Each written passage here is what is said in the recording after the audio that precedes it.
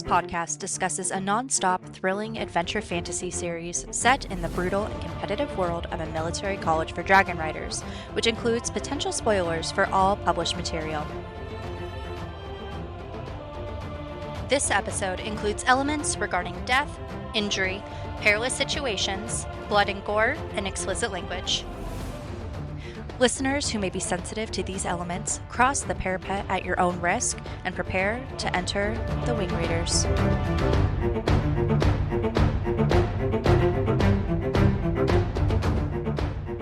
Welcome to the Wing Raiders, where we deep dive into the Empyrean series chapter by chapter, theorize and overanalyze. I'm Abby. I'm John.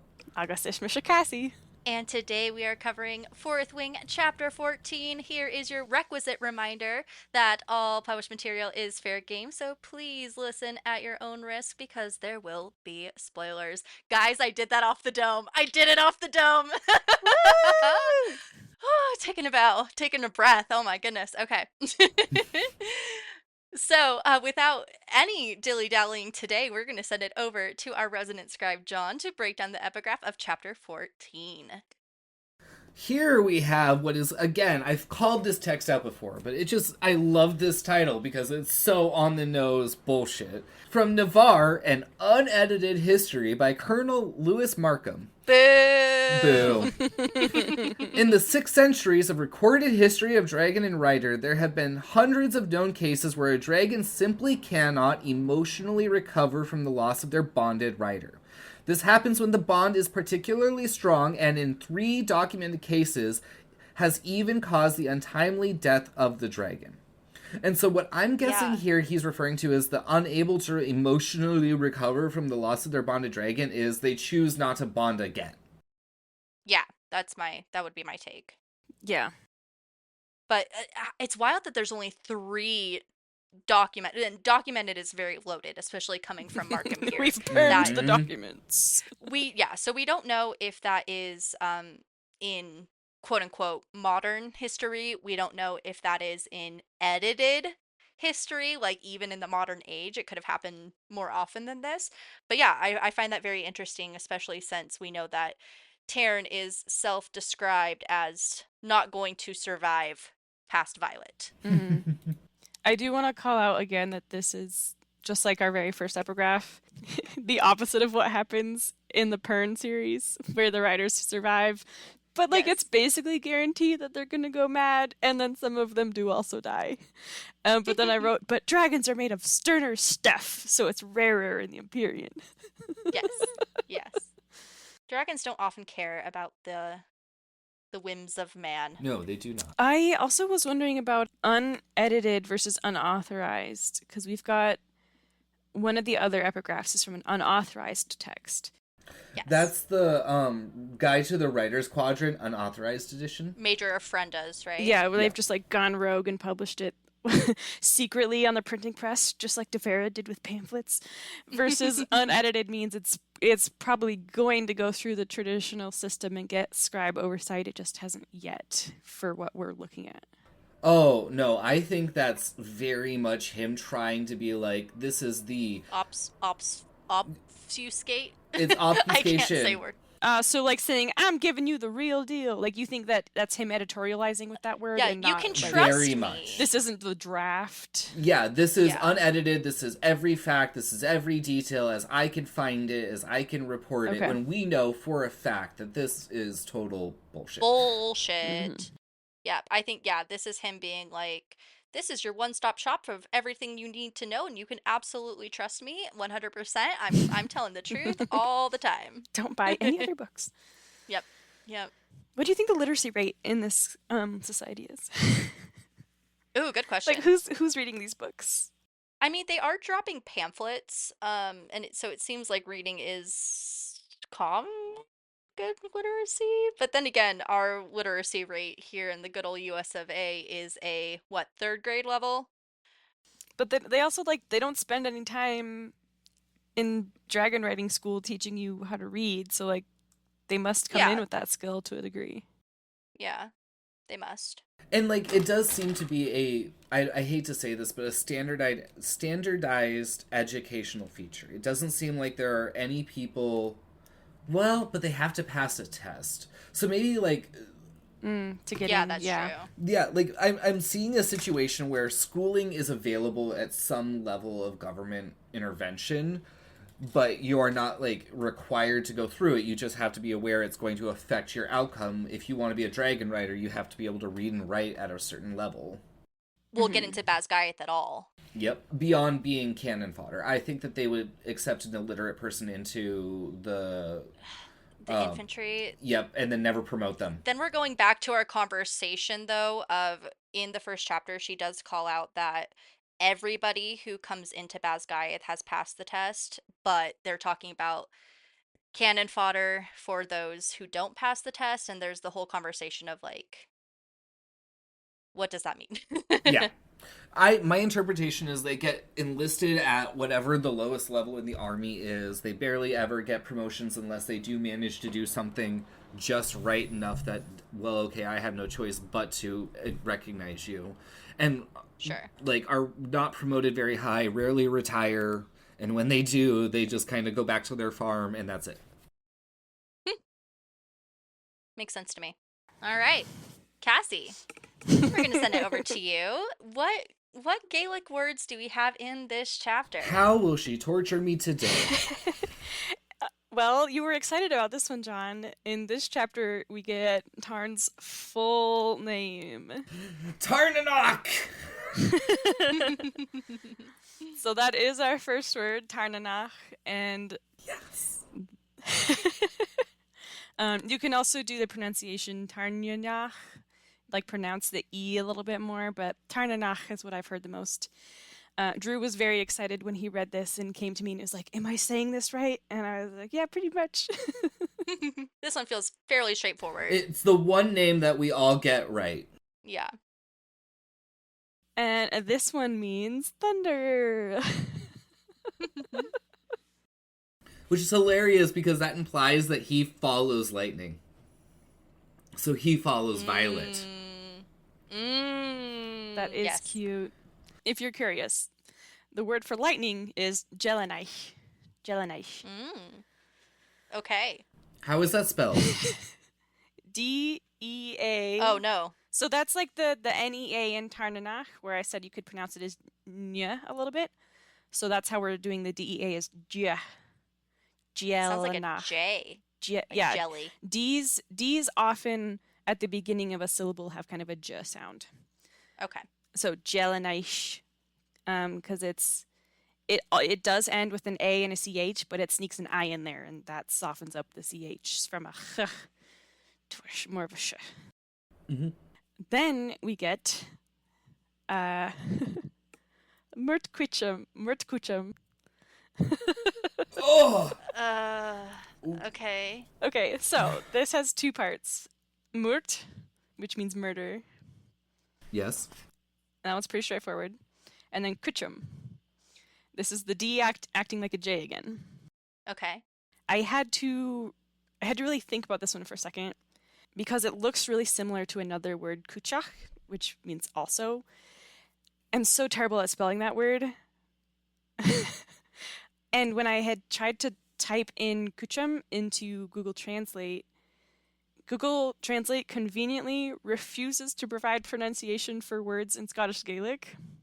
Rude. So I had to figure out how to spell this other word and make sure that it had the vowels in the same order so that I could map that on.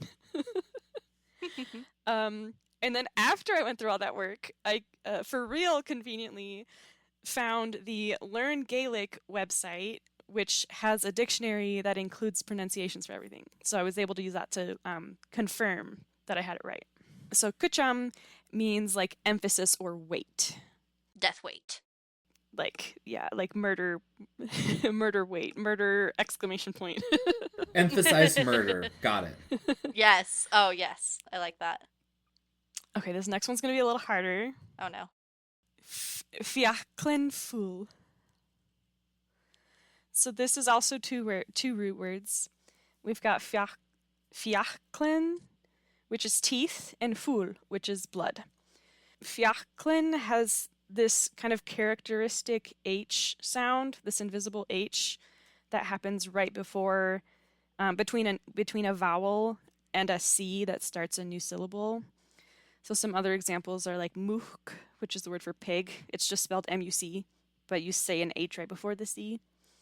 Or mach, which means sun. It's not pronounced mac in Scottish Gaelic. It's mach. And I just think those are really fun to say. So that one's essentially like bloody teeth. Okay. Makes sense. The last one is fun. So the way that the book writes it, I would probably say Dubhmadin. This is the one that's Dubhmadinn. Okay.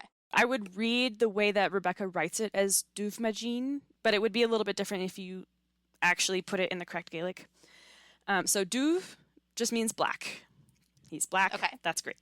The black line. Yes.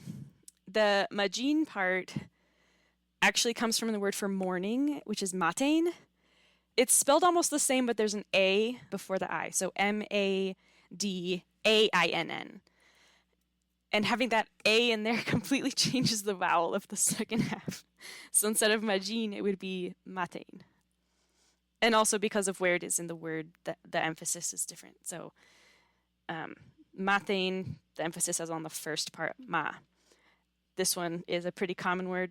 Matin va, that's how you say good morning, for example. If she had used the actual Gaelic grammatical rules, the noun would go before the adjective. So it would be matin and then dubh. Also, when you do stuff like that, you have to do that thing I was talking about before, where the beginning of the second word is lenited, which means you're adding an H and softening it. Shout out again to isolatedcolorYT for making this point. Or savior. It should be, I spent like 5 minutes trying to figure out how to say this correctly. It should be more like matin goof. The softened D turning into a DH at the beginning of a syllable seems like it sometimes makes a g sound. So matin goof is black morning. Do we think that the morning is related to Morning Star Tales? That would be a very obvious reason. I don't necessarily have an alternative beyond like black mornings are foreboding and cool. Or like the early morning or something. Yeah. Or like a beginning, like the beginning of the blacks. So his full name is Thunder, murder exclamation point, bloody teeth of the black mornings. Well, son of murder Son of exclamation the point. Right, yeah. And bloody teeth. Yes. And that's all of them. Ternanok, son of the Dubhmadin line. Yeah, so they don't do horribly with that one. It doesn't take too many liberties with it. Okay. I can accept so long as it's Dubhmadin line. I can accept that. I mean, you don't, it's, the BH is a V. I can't tell what you're saying. Oh, I'm definitely saying a B. Dubhmadin. Yeah, it's like the name Siobhan. The BH is a V. Oh. Okay. That's a good reference there. That really is. Because I know that one. It's the only one most people know, so. Yep. All right. Well, we'll have more in the next chapter, the one after that. But regardless, we got the big one. We got the big one there. So, without further ado, Cassie, wanna get us into this chapter? Yes, I'll take my scribe hat off. Put my reader hat back on. Okay. Chapter 14. We left off with Violet seeing Xaden watching her little standoff with, what are we calling them again? The Little Bitch Boy Incel Club. Yep. So long. Little Incel Bitch Boy Club. Yes. I'm totally going to forget that and reference for you to... LIBBC. LIBBC. So Violet is feeling hopeful at the sight of Xaden for the first time. Aww. She's grappling with the rules that he can't step in to stop anything, not even an attempted dragon murder, so it's all up to her. He can only Mhm. observe, not interfere. But as I complained about last chapter, speaking up kind of is an action that has consequences, and therefore, depending on what technicality and how gray this actually is in the Codex, could count as interference if anyone made it out of this encounter to complain, which they And as won't. I wrote in my notes, like Xaden has ever given a single solitary fuck about the rules. Exactly. Yeah. Violet also considers her own murder as a potential outcome here, and how wonderful it is to have an audience for her final performance. So much for hope, she thinks. That very thing that she was complaining about to Xaden before, to which he told her to focus on the probabilities, which she remembers, and quotes to herself in her head. She's like, oh yeah, let's do that. She breaks eye contact with Xaden because his voice in her head makes her self-conscious before it's even there for real. And, of course, because there's another task yet at hand. Mother Flooping Jack Barlowe also calls out to Xaden to confirm the non-interference policy. Mother Flooping Jack Barlowe? I think I was supposed to say Mother Flopping, and I made a typo. Mother Flooping is great. Suddenly this turned into Spy Kids, the first movie. I need more booze. And Xaden's all, it's not me you should worry about, because Homeboy's got faith in Violet. Yes, I wrote that too. And scale is mentioned like right after, so it's like, oh, it's leading you to believe it's like scale is going to be but no, it's Violet. Yeah, I wrote that Scale is giving the evil eye. Yes. And is kind of just being a menacing presence in general. Tynan casts off the chains of squadmatehood for the pleasure of the dark side. Good one. Violet says, well, if Andarna isn't going to fly away, she would really appreciate some backup in the form of claws. Andarna gives some adorable chuffs, and the camera pans to show us she has no claws. Yep. Uh-oh. So much for that plan. Mother hopping Jack Barlowe yells and charges along with Tynan and Oren. I need to know, how much time did you spend trying to figure out how many words you can put in there for fuck? I kind of just go with whatever jumps to me when I'm writing my notes. Which is how you end up with Mother Flooping. Which, again, I'm pretty sure was supposed to be flopping, which then gave us hopping this time, and so on and so forth. Okay. With her bad ankle, Violet is kind of a sitting duck, so she has to rely on throwing knives around and hoping they land. Her insta reflexes fling a dagger that sinks into the shoulder of Barlow's sword arm. She turns to send a dagger into Tynan's thigh as well, but only slows him down. She immediately takes Jack out. Just like immediately. He doesn't even reach her. Yeah, he's just like down for the count. Yep. But yeah, Tynan's actually still running at her despite the injury. Oren reaches her and goes for her neck. She ducks, gets him on the ribs, as well as getting a sword to her own stomach. Thankfully, she keeps all of her guts because of Chanya's armor scale thingies. Thank you, Mira. Oren hasn't seen this invincibility trick before, and as he tries to reckon with this cognitive dissonance of Violet being weak, but not hurt, Jack cries for sympathy for his own shoulder. As if Violet hasn't dealt with screwed up shoulders many times already and still fighting. Yep. Jack issues a final command to his crew to kill Violet before bravely turning and running away. Sparing her death by his own hand as he threatened repeatedly.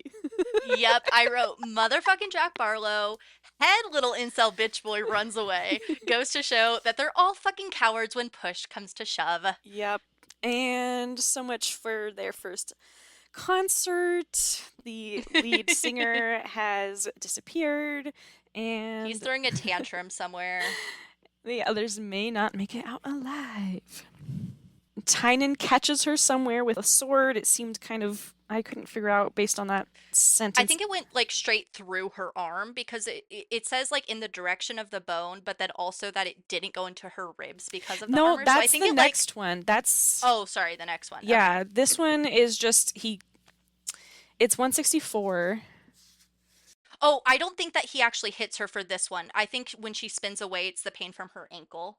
Oh, okay. Yeah, I was trying to figure out like why is she in pain, Yeah. but not telling us. Yeah. She does a backward stab to get him back, and then Oren gets an elbow to the chin, which I wrote that sounds really painful. I've hit my elbow in the same place twice this weekend, and it hurts a lot. So I can't imagine intentionally hitting someone's chin with it. Tynan is so offended that she would fight back instead of just taking her assassination like a champ. Or a loser, I guess. And calls her a bitch, which is a lot coming from our, what is it again? Little Incel Bitch Boys. Yes. Takes dear one Lord. to know one. Yep. And, and I just have another, because I mean, sorry, I'm jumping ahead by one sentence that she insults his insult, and I just wrote again, be a better bully. Yes. Just be better. Do a better job. Yeah, well, and I think she also says, like, so original. Oh, yeah, such an original insult. Like, that's the second time that she's criticized his originality. Well, the first one was Jack when he like did the throat slitting So motion. this crew in general. Yeah. So just imagine how derivative their songs are going to be. Oh my god, so derivative.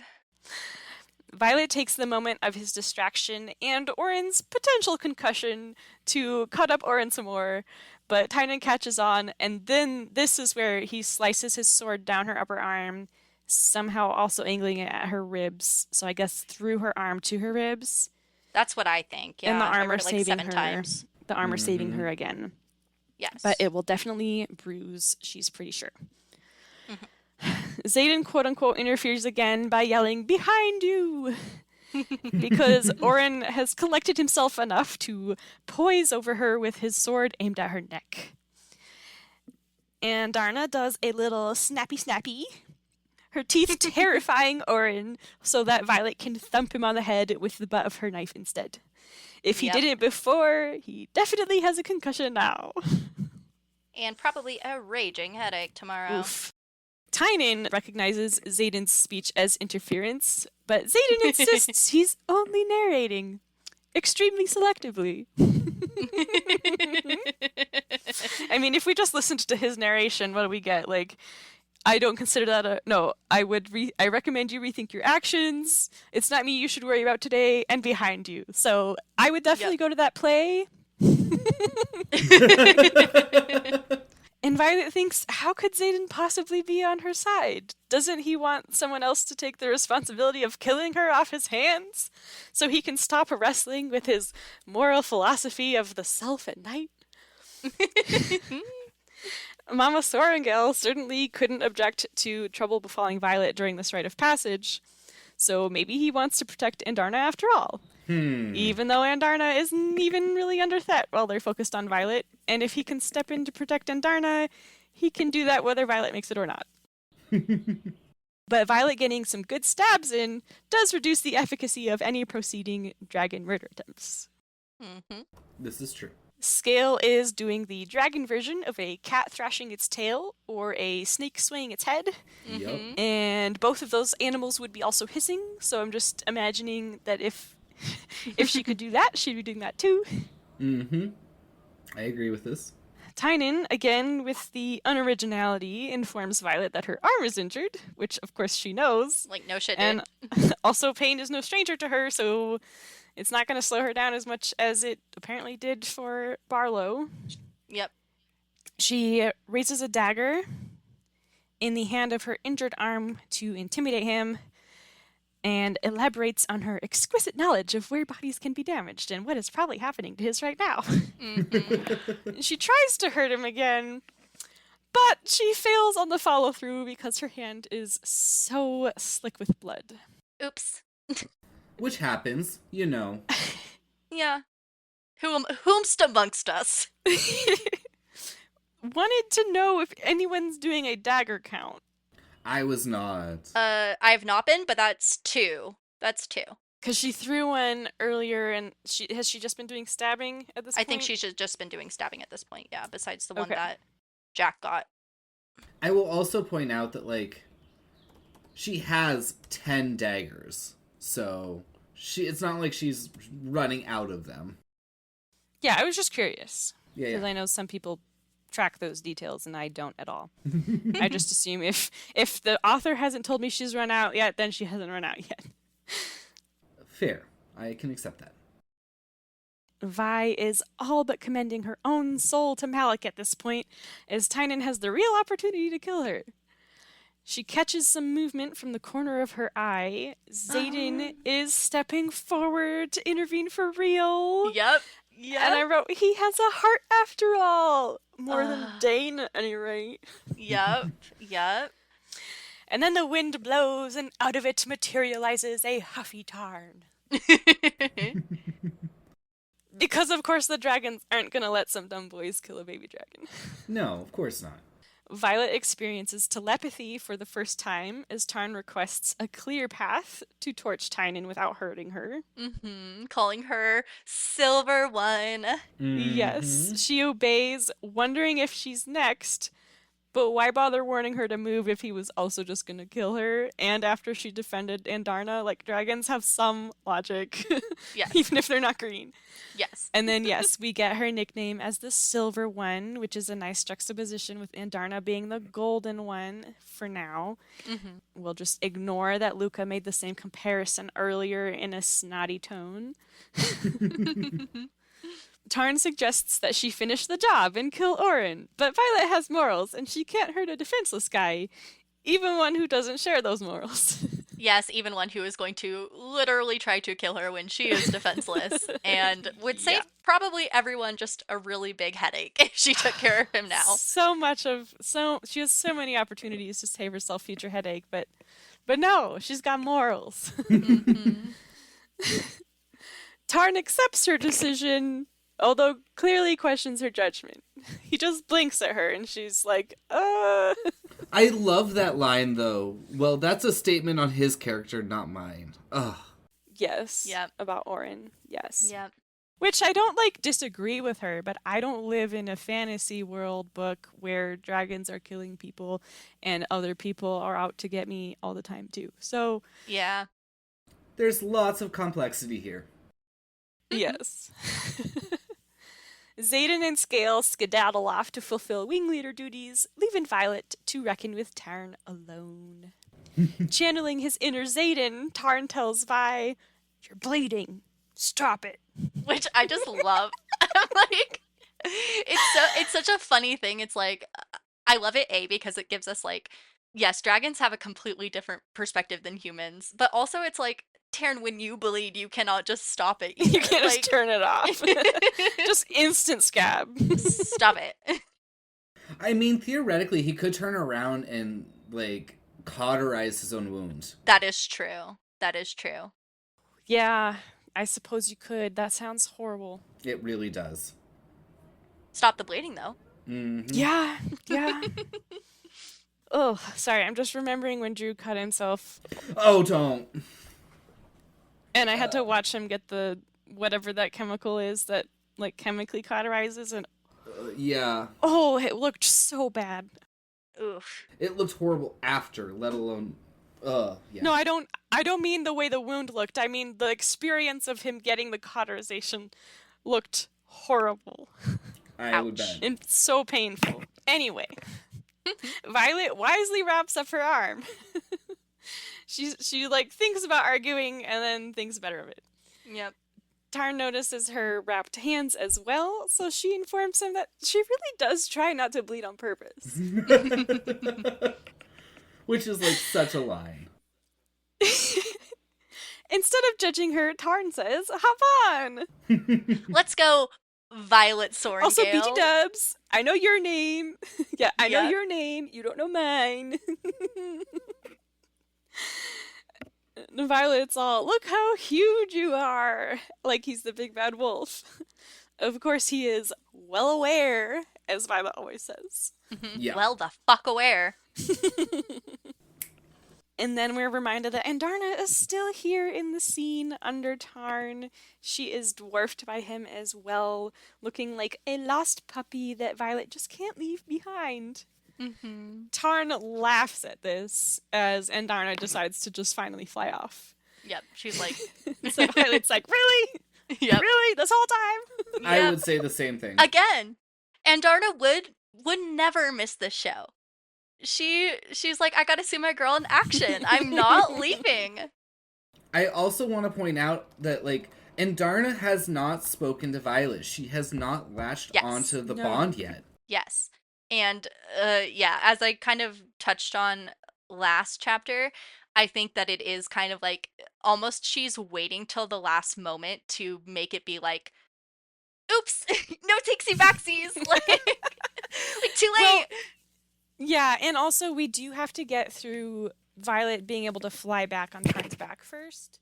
That too. And so if she, like... Even though Tarn's gonna cheat. Right, he is gonna cheat, but she maybe has to, like, make sure, like, that Violet makes it back to the, what is it, the flight field or something? The flight field, yeah.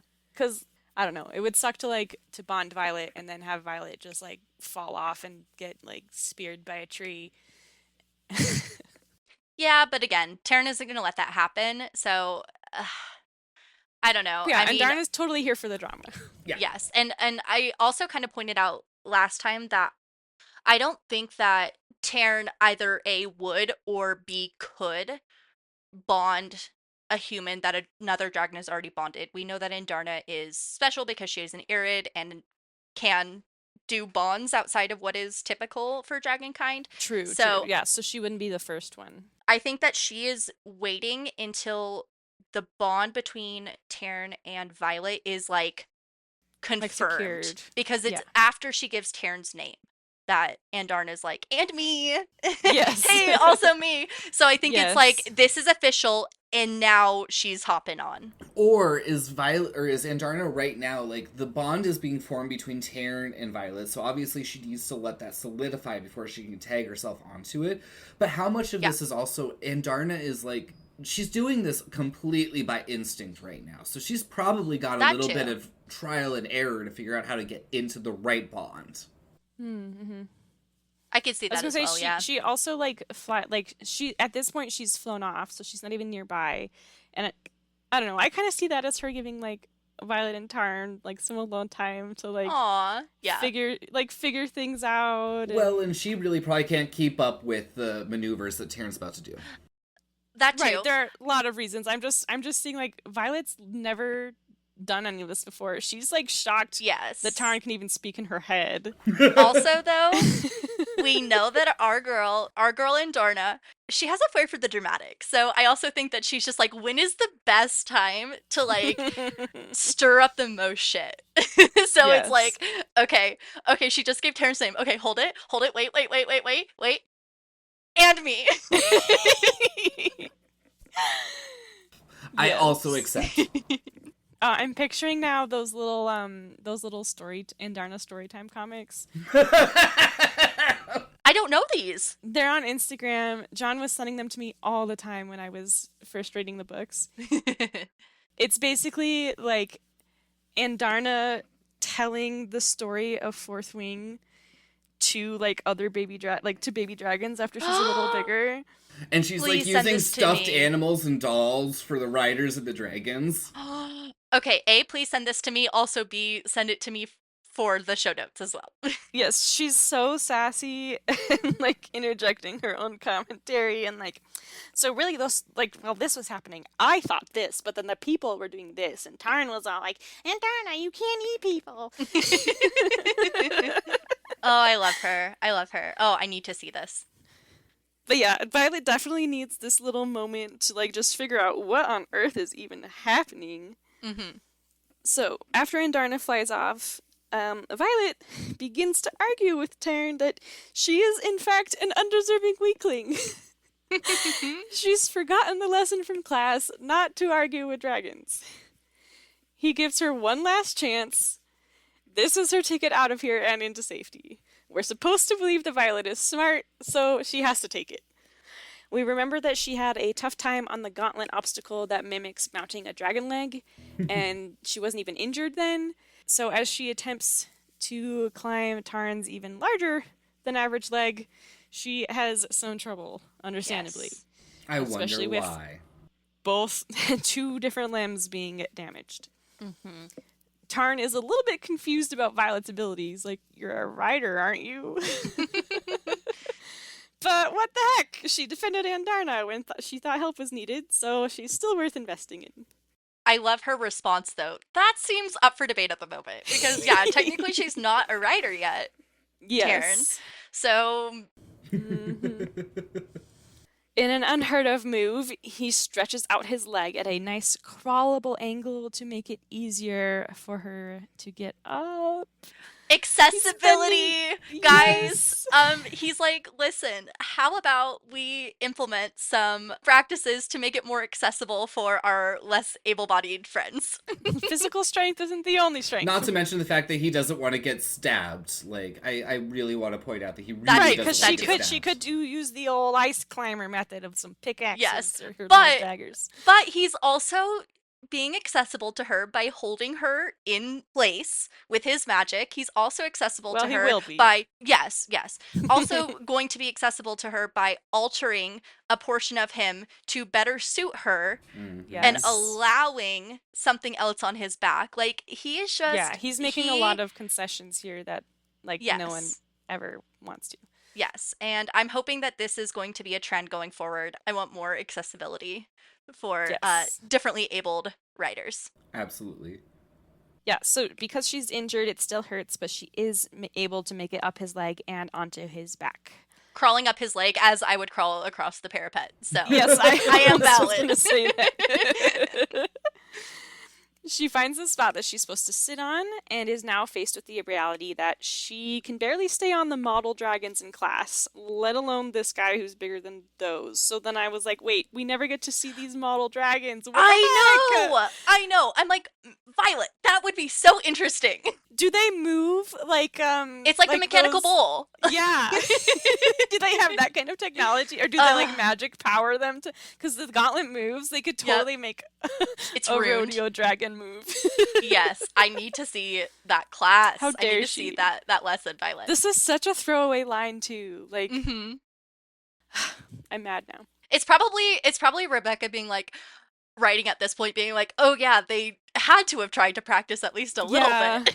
Well, like, at the very She's like, I did skip least, across all those classes. Let's just presume that someone has carved a big wooden model that's like, if you actually do make it onto a dragon, this is what it generally might look like, and here is where you put your hands.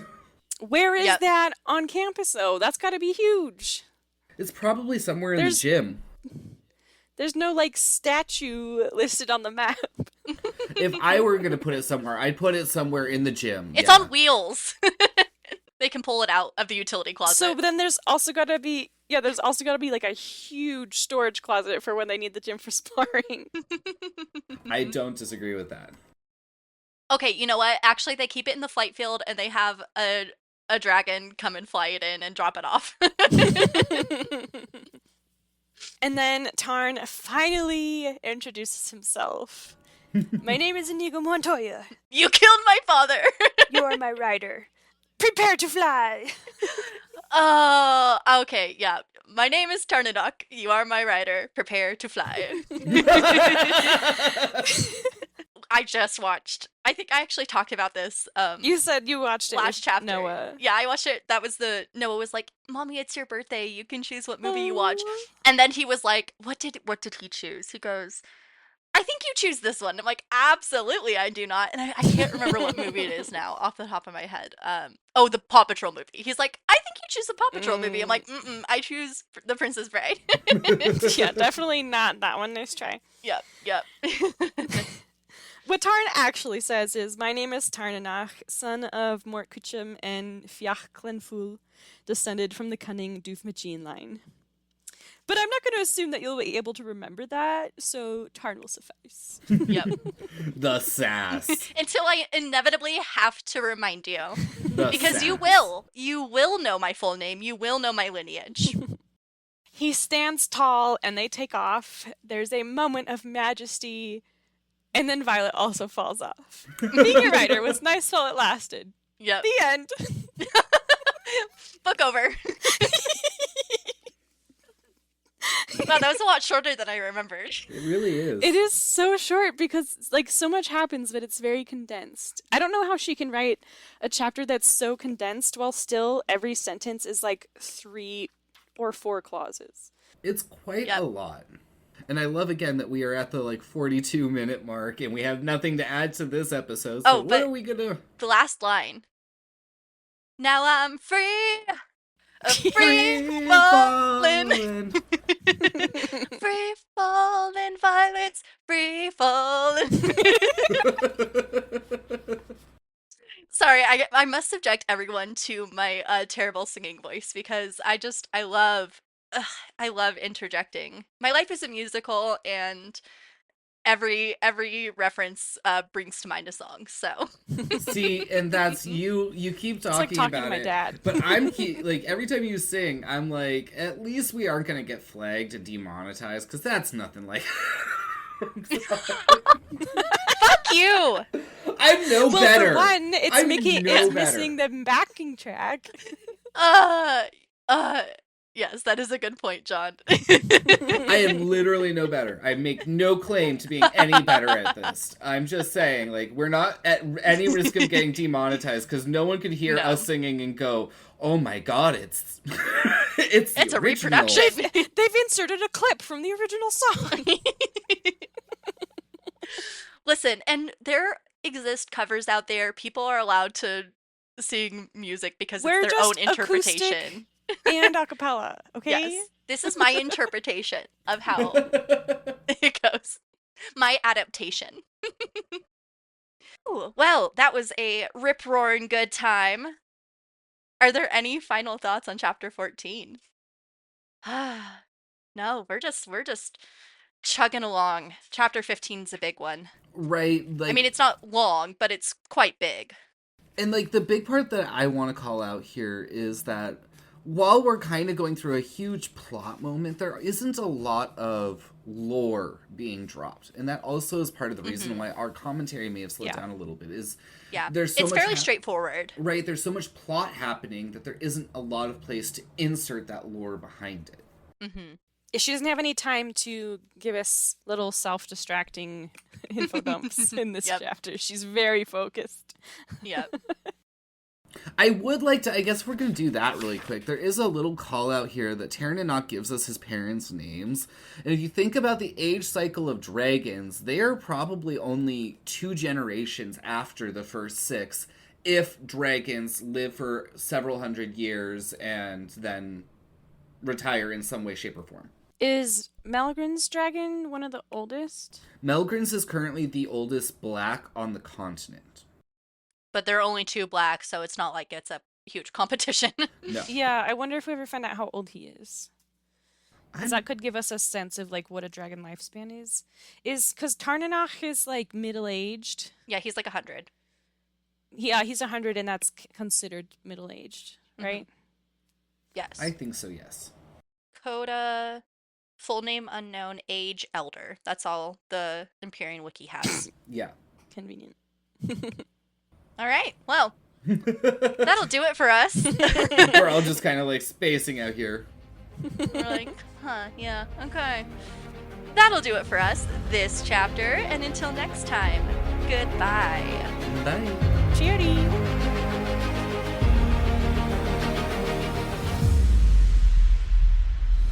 Thank you so much for listening to this episode of The Wing Readers. You can follow us on Instagram, TikTok, and Blue Sky at The Wing Readers, or you can send us an email at thewingreaders@gmail.com. It would mean the world to us for you to subscribe and rate us on Spotify or Apple Podcasts. New episodes drop every Tuesday. We'll see you in Chapter 15.